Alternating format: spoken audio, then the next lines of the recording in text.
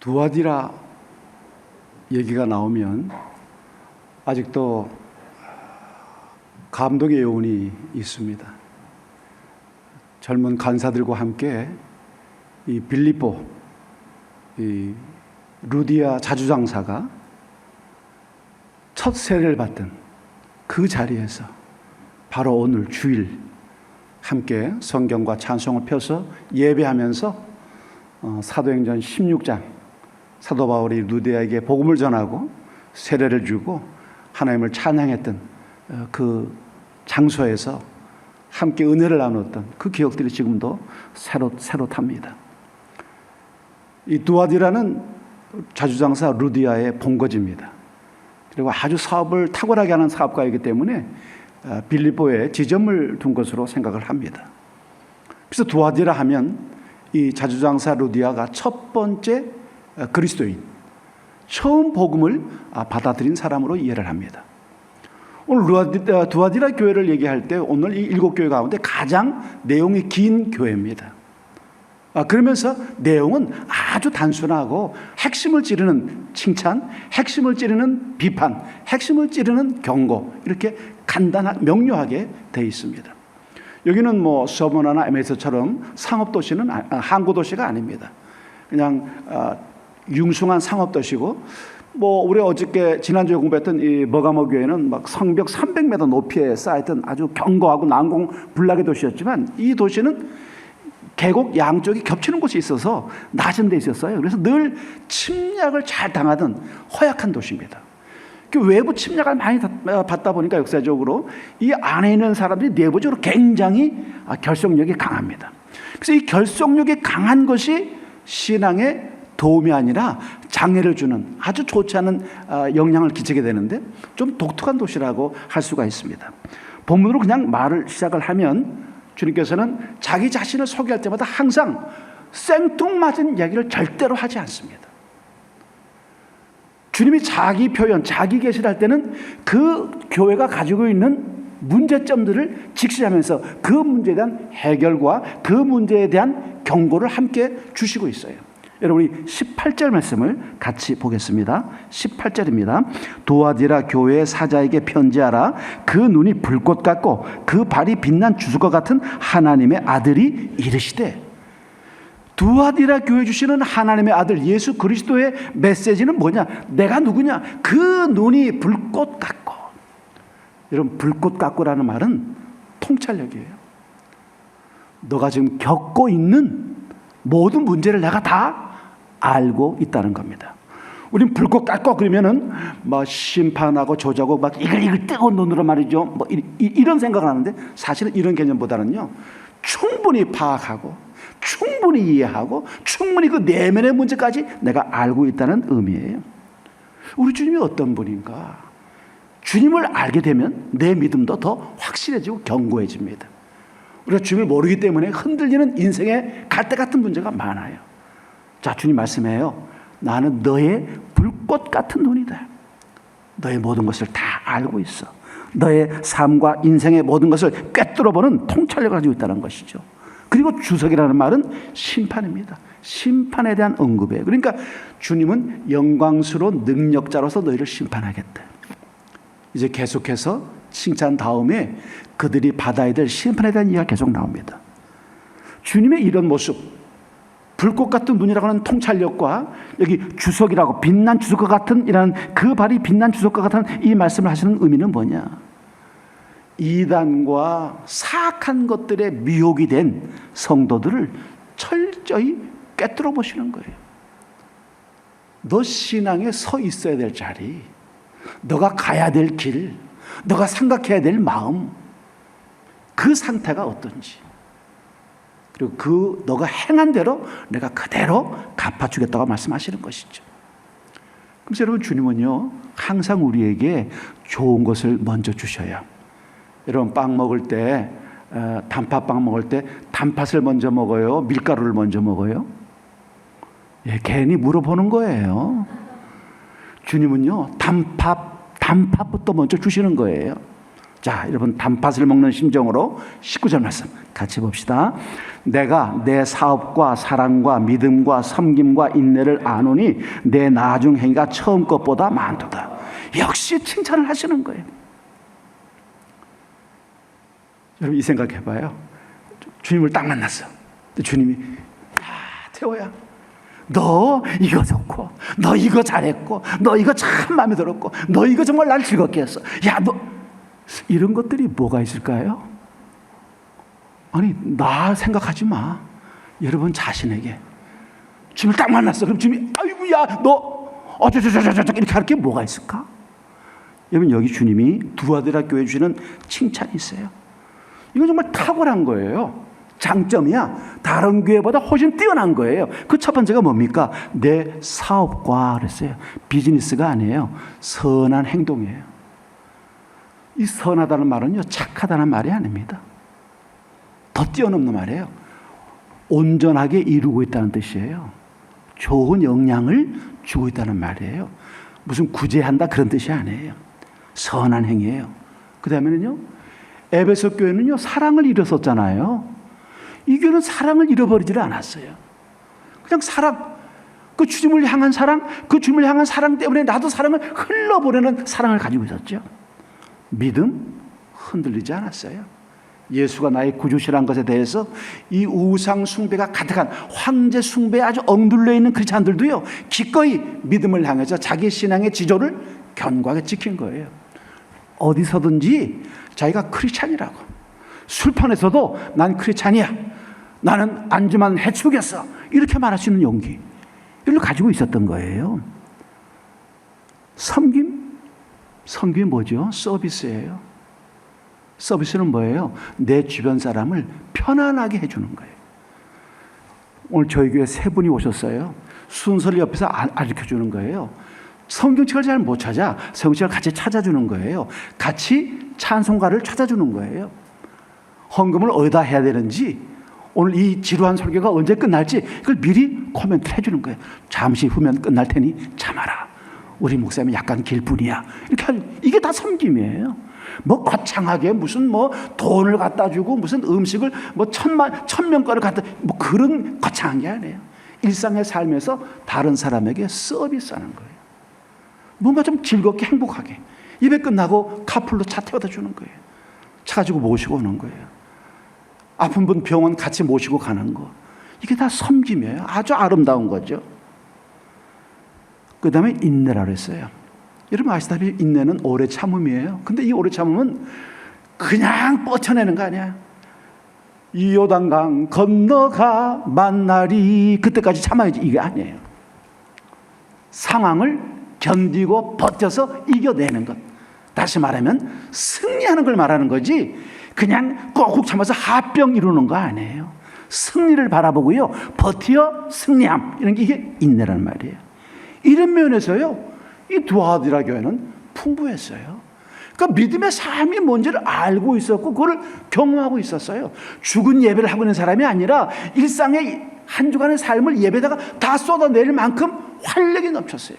기도와 찬양과 감사가 넘쳤어요. 서로 화이팅 할 줄 알고요. 왜? 사랑과 믿음과 섬김과 인내와 선한 행위들은요, 공동체 안에서 마치 은혜가 끌어오르는 것처럼 부글부글 끌어오르면서 사람들에게 격려를 주고 도움을 줬어요. 행위적인 이런 면, 이 그리스도인의 삶다운 면에서는요, 퇴보하지 않았어요. 에베소 교회도 퇴보했죠. 서문화 교회도 퇴보했죠. 버가모 교회도 퇴보했어요. 다 후퇴했는데 이 교회는요, 전진했어요. 오히려 양적으로 더 많이 증가했습니다. 믿음의 삶을 그냥 눈으로 볼 수가 있었어요. 아, 저 집사님처럼 살면 되겠다. 아이고, 저 권사님 본받으면 되겠구나. 야, 저 장로님 그냥 발자국만 밟고 나가면 되겠다 라고 생각하고 있었던 것이죠. 이런 아름다운 믿음의 덕목이 있었는데 참 아쉽게도 말이죠, 그들은 부도덕함을 묵인하고요, 참여하고요, 그래서 주님에게 비판을 받아요. 여러분 아쉬운 면이에요. 20절 말씀 같이 볼까요? 20절 같이 읽습니다. 그러나 너가 책망하려고 있노라. 그가 내 종들을 가르쳐 꾀어 행음하게 하고 우상의 재물을 먹게 하는도다. 여러분, 두아디라는 뭐 정치적인 도시라거나 아닌 문화 도시가 아닙니다. 그냥 장사회가 능숙한 상업 도시예요. 그러니까 상업이 굉장히 흥황한 도시죠. 그러다 보니까 각 업종별로 카르텔이 잘 구성되어 있어요. 그러니까 뭐냐면 개조합, 개돈 모아서 하나의 굴을 만드는 거 있죠. 이 개조합이 잘 돼 있어요. 그래서 섬유 산업 사는 사람들, 빵 굽는 사람들 하다못해 이 개조합이 어디까지 미쳤냐면요, 창녀 매매까지, 인신 매매는 창녀 매매까지 이 카르텔이 조직돼 있었어요. 그러니까 이 개조합원들이 아주 강하게 연계돼 있었던 것이죠. 서로 강한 결속력을 가지고 자기 사업의 영역에 못 들어오도록 하고 자기들이 서로 단결해가지고 자기들이 그 사업을 흥왕하게 하는데 굉장한 열정들을 가지고 있었어요. 뿐만 아니라 이 조합이 이렇게 강하다 보니까요, 정치, 경제, 사회, 특히 종교 생활에까지 굉장히 밀접한 영향을 행사했습니다. 그러니까 사실 시민으로서, 이 두아디라 시민으로서의 어떤 혜택을 누리기 위해서는요, 누구나 필수적으로 개조합원이 돼야 돼요. 그래야 싸게 물건을 공급받고 비싸게 팔 수가 있고요, 자기 영역을 보호받을 수가 있고요, 다른 사람이 자기 구역에 침범하지 못하도록 막아주는 게 이 개조합의 일이었어요. 이것은 우리 아시아 이 주변 도시에 있던 뭐 사데나 뭐 골로세라든가 아니면 라오디게라든가 뭐 히아라볼리라고 하는 이런 곳에도 다 이 개조합이 왕성했었어요. 여러분, 개조합 중에서도 가장 단결력이 강한 조합이 바로 이 루디아가 하고 있는 자주장사 섬유 조합이 굉장히 강했습니다. 이 섬유 조합의 멤버는 거의 유대인들이었어요. 여러분, 이 두아디라에서 성행했던 이 각 개조합은요, 뭐와 아주 밀접한 관계를 갖고 있냐면 트림나스라고 하는 신전과 관계를 맺고 있어요. 이 트림나스 신전이라고 하는 것은 이 두아디라 사람들이 뭐 황제 숭배를 하고 아폴로 신을 섬기고 여러 가지를 하는데, 이 아폴로 신을 섬기는 하나의 기능적 역할인데 이게 나중에는 황제 숭배의 이제 아주 중심지가 됩니다. 이 트림나스 신은 도시를 수호하려고 하는 태양신 아폴로와 동일시했고요, 두아디라 사람들은 용사를 상징하는 이 트림나스 신을 섬겼어요. 트림나스 신이라는 건 뭐냐면 무장한 군인 둘이 딱 이렇게 도끼로, 좌우의 도끼로 무장한 이런 전사를 조각한 게 이 트림나스 신이에요. 그러니까 전쟁 싸움꾼 둘이 좌우에서 도끼 들고 있는 모습, 이게 그들이 숭배하는 신인데 이게 수호신이죠, 일종의. 여기에 이 개조합이 적극적으로 지원하고 후원하는 일을 했어요. 그러니까 이 트림나스 신은 나중에 이제 황제 숭배하는데도 밀접하게 관계돼 가지고 이 자체가 황제 숭배의 신전이 되는 거예요. 근데 개조합이 어떻게 연결되느냐? 이 트림나스 신전의 후원 조직이에요. 그러니까 개조합원에서 생기는 이익들을요, 이 신전에다가 갖다 바치는 것이죠. 이 개돈의 일부를 갖다 신전에 바치고요. 또 이제 개돈을 바치니까 갯날이 되잖아요. 갯날이 되면 이제 조합원들이 다 모여가지고는요, 이제 트림나스 신전에 모여서 제사를 해요. 제사고 난 다음에 뭘 하냐? 이제 파티를 벌리는 거죠. 술 마시고 우상에게 바친 고기 먹고 그야말로 폭음과 폭식을 이 신전에서 하는 거예요. 그리고 마지막 순서가 뭐냐면 이 신전에서 일하는 제사장들, 승려라고 이렇게 표현하기도 하는데 이 승려들과 행음, 그러니까 좋지 않은 이제 성적인 일을 벌리는 거예요. 특히 이 두아디라 신전에는요, 쿠투슈라고 하는 남성 창기죠. 남자 창기. 쿠두슈라는, 또 케되샤라고 하는 여자 창기. 이 두 종류와 함께 이 개조합원들이 섹스 파티를 벌이는 거예요. 그러니까 이 예배한다. 이 트림나스에게 예배한다는 말은 그건 뭐냐면 이런 과정들을 다 거쳐서 결국 끝에는 성적 관계로 종교를 짓는 거예요. 이게 그들의 축제고 파티고 개조합의 마지막 순서라는 거예요. 이런 사실 이 사람들이 하는 거는 이게 성적인 행위만이 아니에요. 꼭 육체적인 것만을 의미하는 게 아닙니다. 자신의 생계라든가 사업의 발전이라든가 인간관계 유지를 위해서, 또 세상의 명예를 위해서요, 세상과 타협하는 것도 역시 음행이라는 것이죠. 자기 신앙 고백을 포기하고 세상 사람들과 잘 어울려 놀고 먹고 하는 이것도 사실은 음행이에요. 성적인 것만 관련된 게 아닙니다. 그러니까 두아디라의 전통적인 이 동업조합 모임은 항상 이교적인 행사와 관련되어 있었어요. 그러니까 이방 신전에 제사하는 것으로. 그렇기 때문에 당시 두아디라 교인들 중에도 이 개조합에 가담돼서 빵집을 하거나 섬유 염색을 하거나 짐승을 팔거나 다양한 것들을 하는 사람들이 크리스찬들도 그 속에 개조합에 들어가 있는 거예요. 자, 교인들도 자기 생존 기반이 거기에 있으니까 자기 생존 기반을 잃어버리지 않기 위해서 어쩔 수 없이 그 이교 제사에 우상 숭배하는 그 제사에 참석을 하는 거예요. 그래서 갈등을 하겠죠. 해야 되는지 말아야 되는지. 폭식, 폭음, 그리고 그 아주 좋지 않은 그런 마지막 그 행위까지 그걸 해야 되냐 말아야 되냐, 그거 갈등할 거예요. 누군가는 신앙을 지킬 거고 누군가는 설득당해서 타협을 할 거예요. 그래, 뭐 한 번쯤 정도 그냥 약하게 그냥 분위기만, 가담은 안 하지만 구경만 그렇게 할 수 있겠죠. 자기 신앙을 지키면서 사업도 해야 되고 자기 인생을 발전도 시켜야 된다고 하면 뭔가 내가 버려야 될 게 있지 않냐. 참 어렵고 괴로운 순간이죠. 여러분들도 이 이야기가 남의 이야기가 아닐 겁니다. 여러분, 이것이 바로 두아디라 교회에 대해 내려진 이세벨을 용납하고 행음하고 우상의 제물을 먹었다는 책망의 내용입니다. 여러분, 이세벨이 누굽니까? 구약에서 인용된 이세벨은 북이스라엘 왕국의 7번째 왕 아합의 아내입니다. 바알과 아세라 신상의 숭배자죠. 극단적 숭배자죠. 늘 엘리야의 적수였어요. 아주 이스라엘 온 나라를 우상 숭배의 도가니로 만든 악한 여자입니다. 그래서 성경 신고에서 가장 악랄한 여자 1번이 이세벨입니다. 실제로 그 두아디라 교회에 이세벨이라고 하는 이름을 가졌는지 안 가졌는지 확실히 알 수 없어요. 그러나 중요한 것은 이세벨이라고 칭할 만큼 악한 여자가 교회 안에 있었다는 것을 말씀하고 있습니다. 여러분, 이 두아디라 교회 안에는 이세벨이 어떤 짓을 하고 있었느냐? 교회에도 이 우상 숭배와 이 음행이 행해지고 있었다는 거예요. 왜? 이 이세벨이라고 하는 여자가 불순한 교리를 가르치고 있었어요. 그래서 여러분, 제가 추측을 해봤어요. 어떻게 이세벨이라는 여자가 이 교회 안에 들어오게 됐을까? 우상신전에 일하던 여자가 아니었을까? 그런 악한 것들이 늘 습관처럼 남아있던 여자. 근데 그가 복음을 만나요. 그가 예수님을 만납니다. 그래서 회심을 했어요. 그리고 교회를 들어온 거예요. 교회에 들어왔는데 은사를 체험을 하는 거예요. 예언의 은사를 체험하는 거예요. 예언의 은사를 받은 거예요. 그래서 기가 막히게 맞춰. 점쟁이 박수무당처럼 턱턱 맞추는 거예요. 뭐 저도 이런 건 맞출 수 있죠. 너는 5년 이내에 장가간다. 너는 2년 이내에 장가간다. 나하고 온 사람은 100세까지 살아.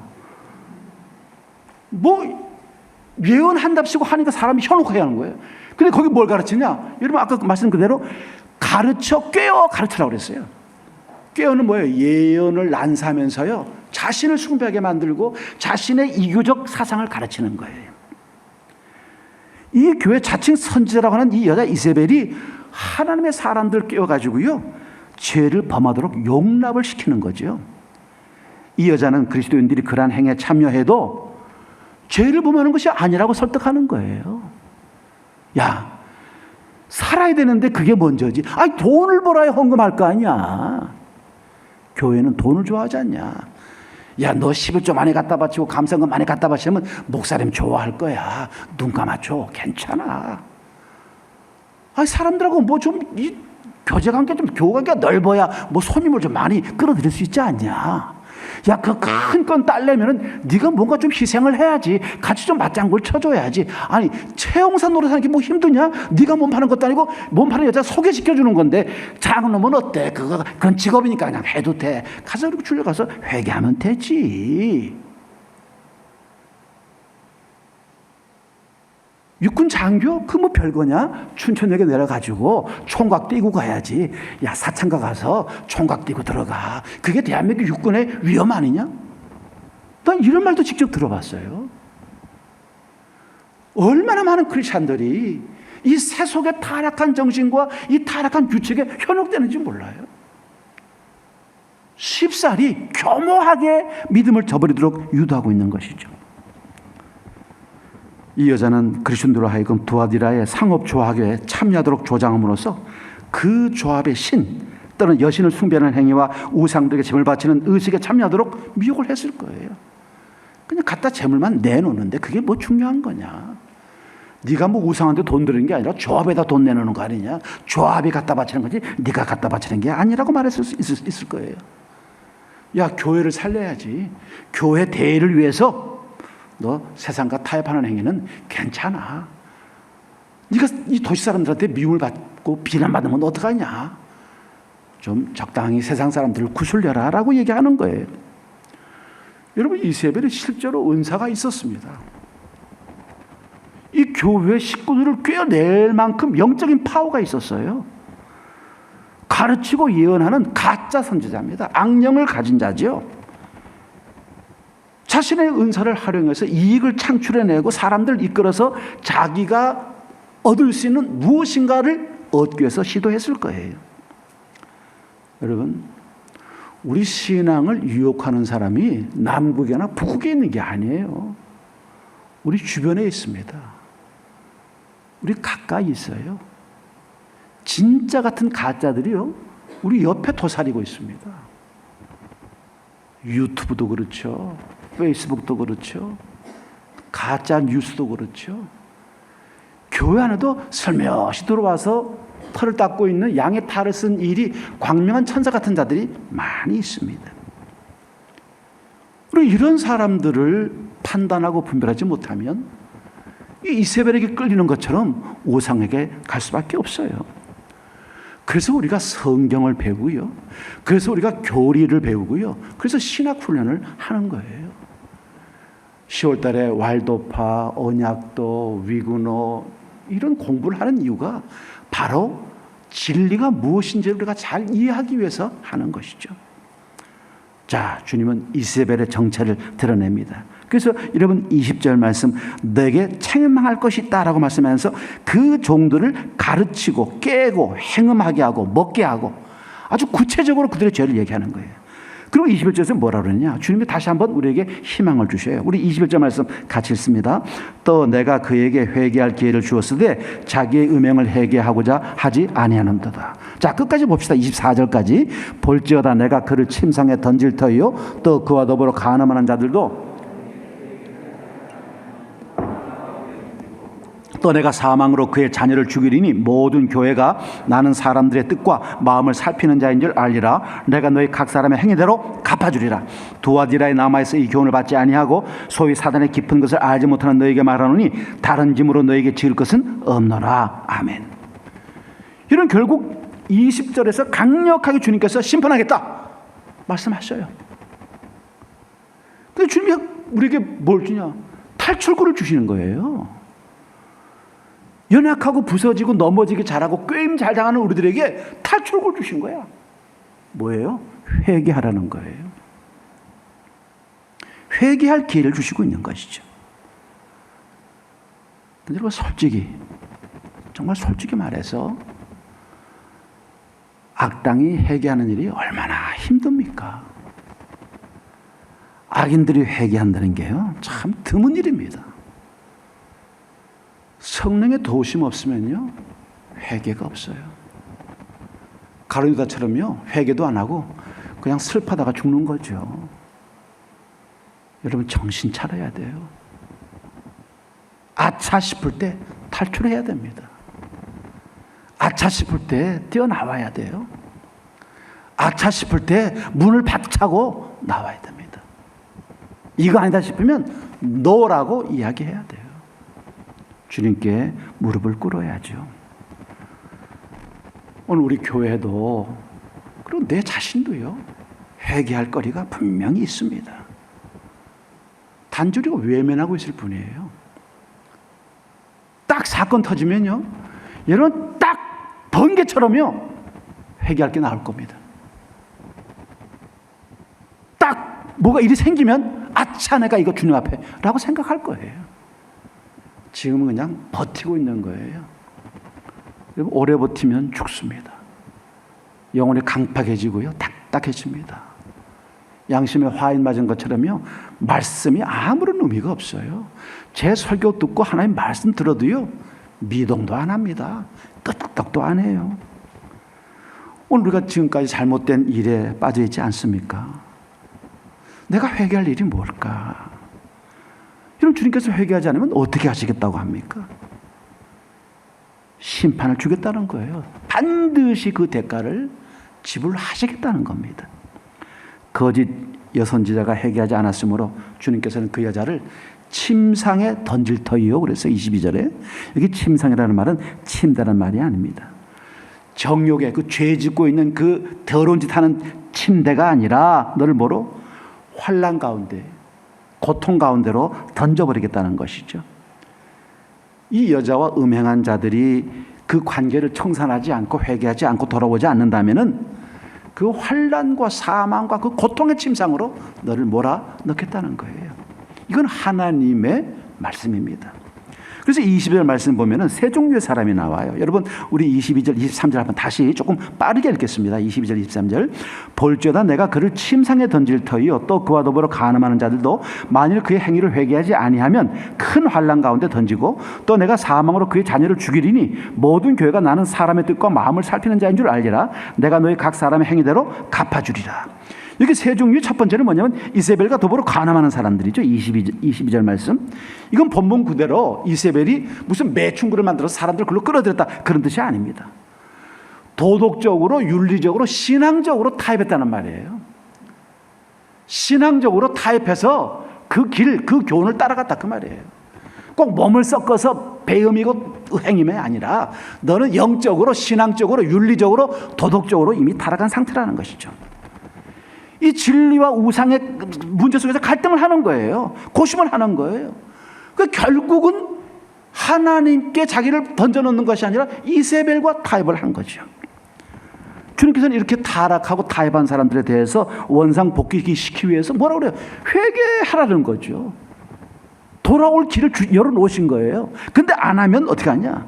침상이 아니라 질병의 침상, 환난과 질병으로 널 심판하겠다는 거죠. 두 번째 부류는 누굽니까? 이세벨의 자녀입니다. 23절에 내가 사망으로 그의 자녀를 죽이리라. 이세벨의 자녀예요. 여러분, 자녀라는 말이 뭐예요? 이세벨이 난 아들, 딸들 얘기하는 게 아닙니다. 이세벨의 가르침이 완전히 세뇌된 사람이에요. 무슨 말씀과 무슨 고민을 해도 씨도 안 먹혀요. 받아들일 틈이 하나도 없어요. 목사가 회개하라고 해도요, 왜 목사님이 내 인생에 간섭합니까? 라고 말합니다. 이렇게 살면 당신 죽어. 주님 앞으로 돌아와라고 말해도요, 아니라고 그래요. 증명하라고 날 보고 증명하라고 그래요. 이런 사람이 바로 이세벨의 자녀입니다. 완전히 세뇌되고 완전히 중독된 사람. 벗어날 수 없어요. 이세벨이 그들의 영적인 어미가 된 겁니다. 악마 그룹의 어미가 된 거죠. 그래서 주님이 뭐라고 그래요? 그를 죽이라고 말씀합니다. 희망이 없다. 세 번째는 누굽니까? 주님께서 두아디라에 남아있는 사람들이에요. 24절 말씀. 두아디라에 남아있어라 그랬어요. 남아있는 사람들이에요. 그래서 어떤 사람이냐? 끝까지 믿음을 지키고 이세벨의 교훈을 거절하고 윤리를 지킨 그리스도인들이에요. 나는 사업 문 닫아도 좋고, 장사 망해도 좋고, 나는 사람들에게 버림받아도 좋고, 이 성으로부터 추방당해도 난 좋다. 내 길은 예수의 길이고 그 십자가의 길이고 그 좁은 길이야. 나 예수 믿을 때 잘 먹고 잘 살라고 예수 믿은 거 아니다. 천국의 소망과 인생의 진정한 가치와 주님께 하는 그 풍요로운 삶, 그 넘치는 자유의 삶을 누리기 위해서 예수 믿은 것이지 사업 잘 되게 해달라고 예수 믿는 거 아니다. 나는 주님의 길을 가겠다고 생각한 사람들이에요. 우리 한제 식구들도, 우리 모임 식구들도 다 이런 남은 자들인 줄로 믿습니다. 주님 이 사람들 너무 기뻐하셨어요. 그래서 뭐라고 그래요? 다른 짐을 지우지 않겠다는 거예요. 다른 짐이 뭘까요? 사도행전 첫 에큐메니칼 회의가 있었어요. 이방 사람들의 문제 때문에 그 가짜 유대인들이 내려가가지고는 예수 믿고 구원 못 받는다. 예수 믿고 율법을 지켜야 구원 받고 할례 받아야 된다고 하니까 회의를 해가지고요. 사도들이 결정을 했어요. 그게 뭡니까? 피의 음식 먹지 마라. 목매 죽이지 마라. 우상제물 먹지 마라. 그런 규양들을 정한 거예요. 여러분, 24절 말씀에서 사단의 깊은 것을 알지 못하는 너라는 말은 뭐냐? 사단이 가르치고 있는 그 말씀들에 대해서 그걸 거절한 사람들이에요. 알지 못한다는 말은 무식하다는 말이 아니라 그들이 하는, 이세벨이 하는 모든 작당들을 완전히 거부하고 퇴출시킨 것이죠. 배도한 교회 가르침이나 교훈을 따르지 않고 끝까지 하나님의 말씀이 우리의 온전한 삶의 전부다라고 믿고 따르는 사람이 남은 자예요. 이 다른 짐은 사도행전 15장 28절에서 주시는 말씀이시죠. 우상제물과 피와 목매어 죽인 것을 먹지 말고 음행을 멀리하라는 것, 이것만 이방인들이 줬는데 이거 왜 다른 짐을 맡기지 않겠다는 거예요. 여러분 생각해 보세요. 이 당시에도요, 하나님의 말씀을 따르는 것만이 가장 안전한 것이에요. 역으로 얘기해 보십시다. 지금 이 두아디라 성에서 하나님의 말씀대로 살겠다고 하는 건 뭘 의미하는 거예요? 스스로 파산당하거나 목숨을 담보하는 일입니다. 자기 조합, 개의 조합으로부터 축출된다. 이 도시로부터 퇴출된다. 이건 파산이고요. 문 닫아야 돼. 이건 목숨을 담보한 일입니다. 여러분, 그렇기 때문에 우리가 주님을 위해서 어떤 활동, 희생, 봉사보다도요, 제일 중요한 게 말씀을 지켜내는 거예요. 말씀이 있어야 선교하고, 말씀이 있어야 봉사하고, 말씀이 있어야 온전한 삶을 살잖아요. 말씀 없이 할 수 있는 게 다 있어요. 여러분, 말씀 없이, 성령 거듭남 없이 봉사할 수 있죠. 뭐든지 다 할 수 있습니다. 그러나 불의 시험을 견딜 수 없어요. 말씀대로 살아내는 게 가장 큰 급선무예요. 그래서 이제 두아디라 교회 주님께서는 뭘 얘기하느냐? 견고히 진리를 붙잡고 있으라고 격려한 다음에 다른 위로의 말씀을 주셔요. 격려의 말씀이죠. 우리 25절부터 28절까지 말씀을 교독하겠습니다. 다만 너에게 있는 것을 내가 올 때까지 굳게 잡으라.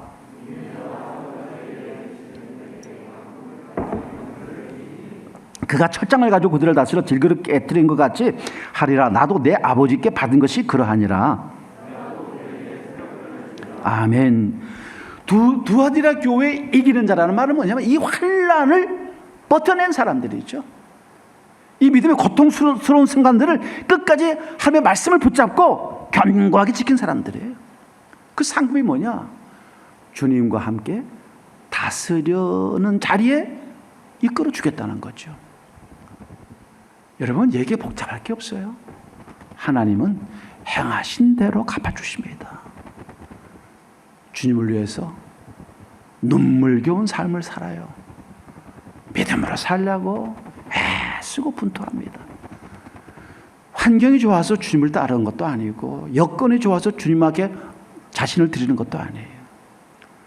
참 힘들고 어렵고 도저히 불가능한 상황 속에서도 믿음으로 살아내려고 보동보동거리는 거예요. 너무 힘들어서 사지가 움직이지 않아도요, 입술로만이라도 주님을 찬양하고 기도하려고 애쓰고 몸부림치는 믿음의 사람들이 있어요. 다 넓은 길로 가고, 다 복받겠다고 손을 들어서 할렐루야를 외쳐도 오직 그 십자가 하나 붙잡고 주님께서 원하시는 대로, 주님께서 기뻐하시는 그 길을 가려는 사람들이 있다는 거예요. 그 길을 주님께서 뭐라고 그래요? 만국을 다스리는 권세와 더불어 철장을 가지고 이 나라를 다스리게 될 것이다 라고 말씀하시는 것이죠. 모든 범죄, 모든 반역, 모든 배신, 모든 배교 행위에 대해서 즉각적이고 단호한 형벌을 내려주겠다는 거예요. 뭐로? 철장 권세로 다 부셔버리겠대요. 너 잘 되는 것 같지? 뭐 승승장구하는 것 같지? 번성하는 것 같지? 그래. 주님께서 다 깨부시겠다는 거예요. 그 주님이 뭐라고 말씀하셔요? 새벽별을 준다고 그랬어요. 주님은 광명한 새벽별이셔요. 요한계시록 22장 16절에서 자신을 새벽별로 묘사를 해주고 있어요. 동이 트기 전에 하늘에 새벽별이 나타나는 것처럼 주님께서는 새벽별처럼 강림하셔서 오늘 우리를, 또 우리 교회를 다 하나님의 나라로 데리고 올라가실 거예요. 그 후에 주님께서는 이제 만국을 다스리는 마지막 의로운 해처럼 태양처럼 나타나서 심판의 역사를 마무리 지실 거예요. 자, 여러분 힘냅시다. 힘들고 어려운 때를 살고 있습니다. 코로나19까지 덮쳐서 우리가 어찌할 바를 알지 못해요. 다 신음하고 고통스럽습니다. 이건 사업적인 문제, 영업적인 문제가 아니에요. 직장의 문제, 행정적인 문제, 사무적인 문제가 아닙니다. 결국은 그 내면에는 신앙의 문제, 하나님을 향한 신뢰와 믿음의 문제가 숨겨져 있습니다. 나는 죽어도 주님 붙잡고 죽겠다. 망해도 십자가 손에 붙잡고 망하겠다. 나는 패해도 주님의 그 보혈의 피를 내 손에 묻히고 함께 패하겠다는 그런 심정이 우리에게 있는 것이죠. 그래서 여러분 29절 말씀 같이 보십시다. 29절. 귀 있는 자는 성령이 교회들에게 하시는 말씀을 들을지어다. 이 말이 뭐예요? 이 두아디라 교회와 다 이제 나오는 그 다음 교회들, 두아디라 다음에 뭐 사대 교회라든가 빌라델비아 교회라든가 이 교회 또 라우디아 교회 말씀하실 때 앞으로 이 세 교회는 똑같은 말씀이 반복되는데 귀 있는 자는 성령이 교회들에게 하시는 말씀을 들을지어다. 여러분 이게 참 기가 막힌 말씀이에요.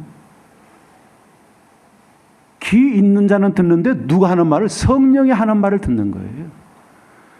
여러분이요 내 설교를 듣고요 꼼짝달싹도 안 해. 그냥 여러분의 삶이 난공불락이야. 들어갈 틈이 없어. 기가 막힌 하나님의 말씀을 전해도요 아무런 소용이 없어. 이유는 하나예요.